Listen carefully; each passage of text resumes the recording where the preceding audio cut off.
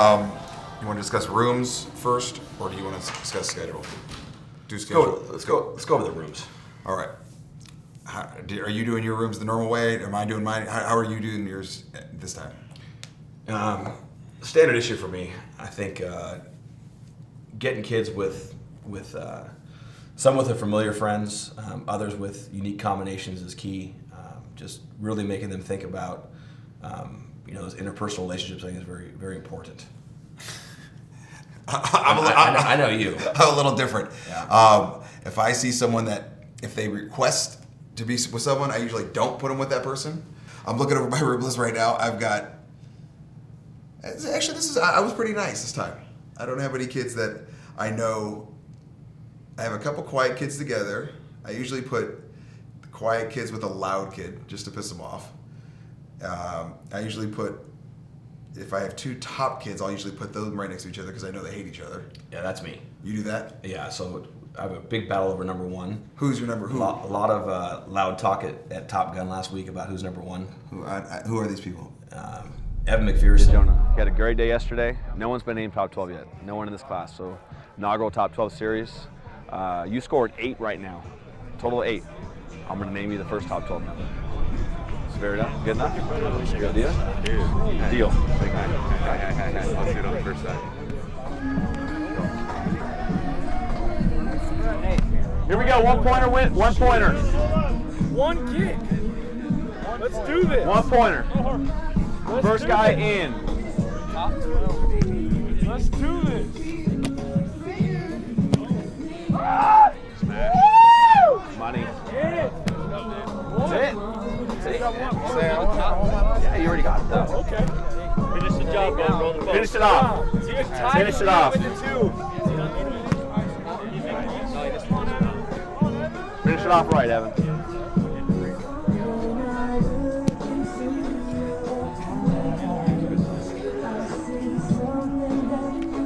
Evan or Heaven? Congratulations, guys. Who are these people? Evan McPherson, guys like Evan McPherson and BT Potter. And Yeah, I remember that kid.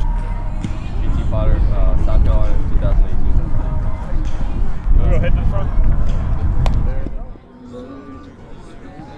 I like this kid right here. I like this kid, BT.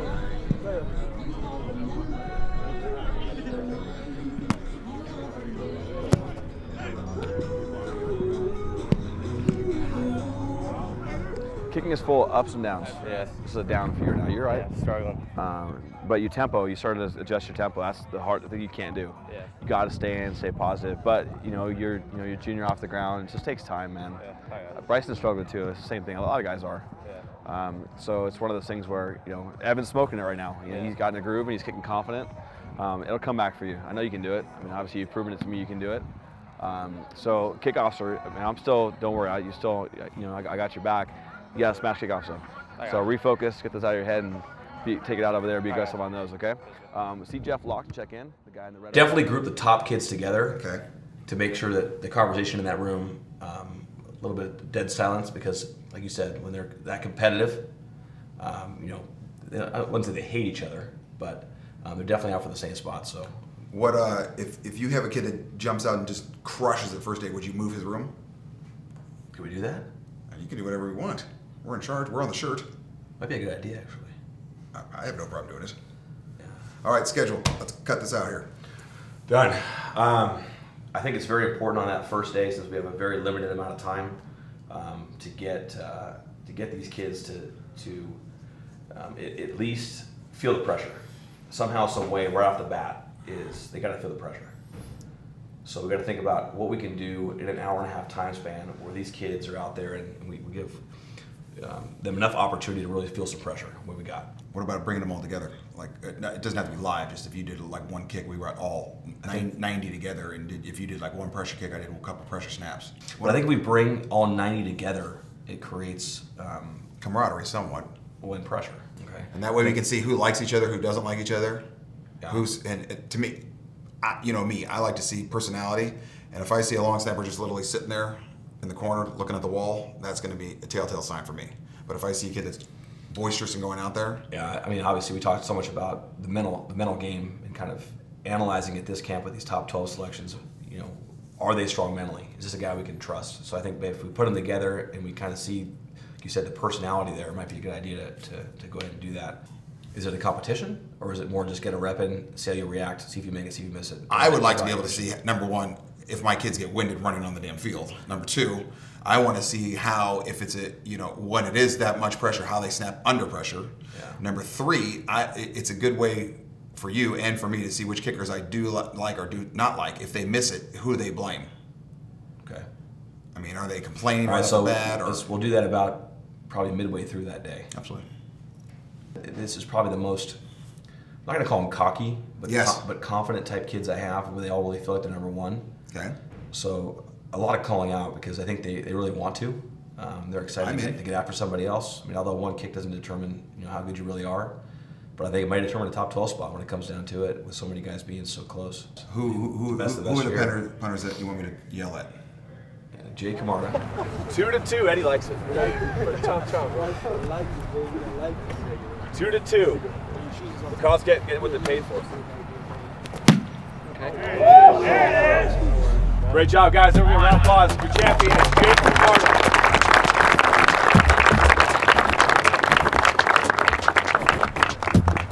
I've heard that name. Definitely one to go after. I think a couple guys may give him a run for a mile. Who else? Give me their names so I know to yell at them. And Cade Poller. Cade Poller out of Texas. This kid's supposed to be good. What is this kid's name? Is that a real human being? Or is that a city? Prominence? Akubua Onwumeka. Is he good? Very good. Let me see one prominence.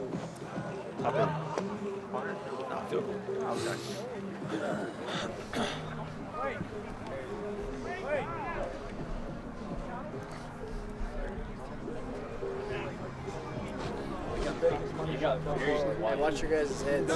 Very quiet.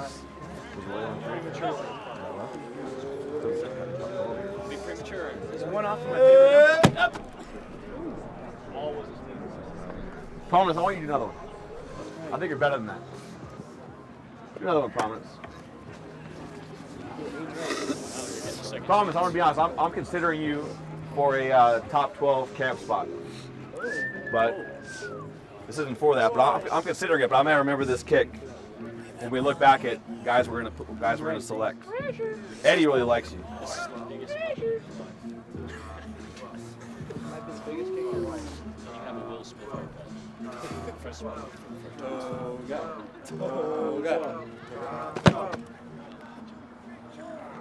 Good.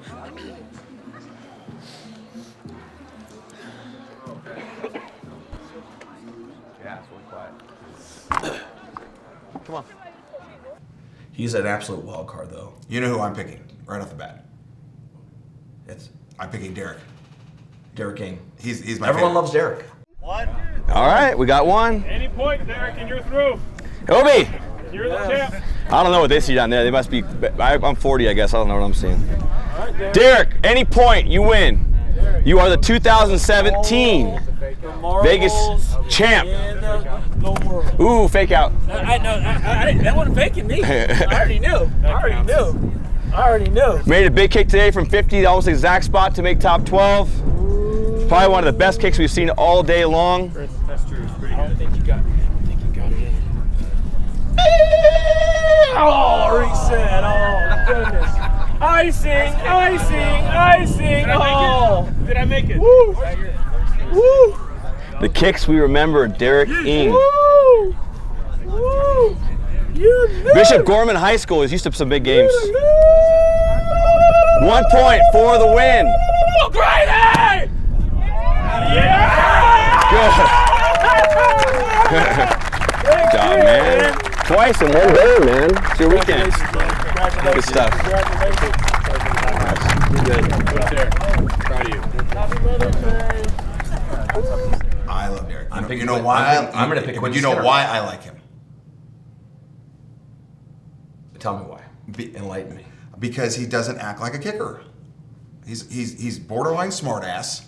I like that kid. I'm telling you, he's got that little swagger to him. I hate to use that word, but he's got that little swagger to him. I like him. He's kind of just. He did just win Vegas. Did he? Yeah. Oh. So it's not necessarily an underdog you're picking there. I like him. I'm going with Quentin Skinner.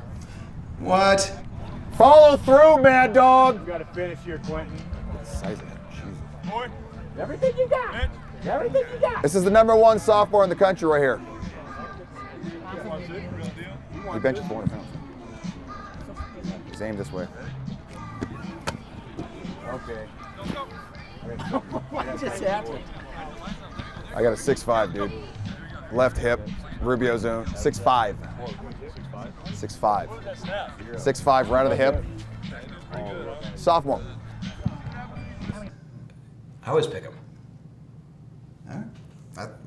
Okay. You always talk good about him. Yeah. I'm going with it. Yeah, he's pretty good. Okay. I'm going with it. Okay, so that's two. I noticed. I want to ask you a question. So Yes. I see Ross Ryder on your list. Okay. Okay, hold on. Jarrett Key has 5. Ryder has 4. Okay, Ryder, if you score a 2 or a 3, you win. If he scores nothing, Jarrett, you win. Okay, here it is. Any points and you win right here, Ross. Someone's gonna be a champ on this map. That's a 2. Ross Ryder wins.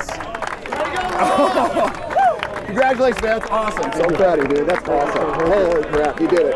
Your champion of Vegas 30 is Ross Ryder. Talk to the camera, man. I feel good. Feeling good.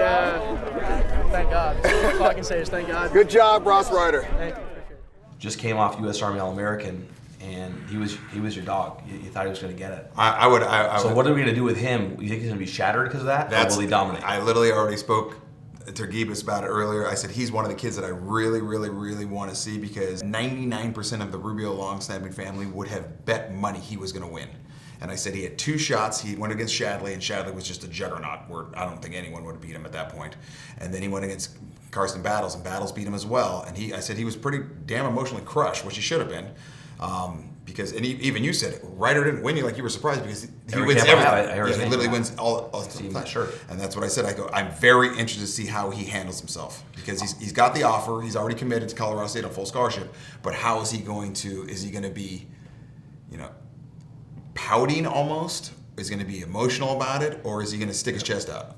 So at this camp, we've done different things every year as far as how we compete them, how many champs we kind of have each day, different announcements, all that good stuff. Well, for me, it's similar. Field goal wise, I think on any given day, with the amount of talent these kids have, anyone can win. So for me, field goal wise, I've had guys come up and be underdogs. I think that comes into the conversation with top 12. They did step up. They did come through. I think back in the history of it, Blanton Creaky won it one year, who wasn't necessarily a top 15 type guy. Mm-hmm. So would I have picked him that year? Probably not. But now he's an absolute stud in college. So maybe coming through in the pressure is something that we got to look into. So it's not always the case, but I always explain to my guys it's kind of body of work.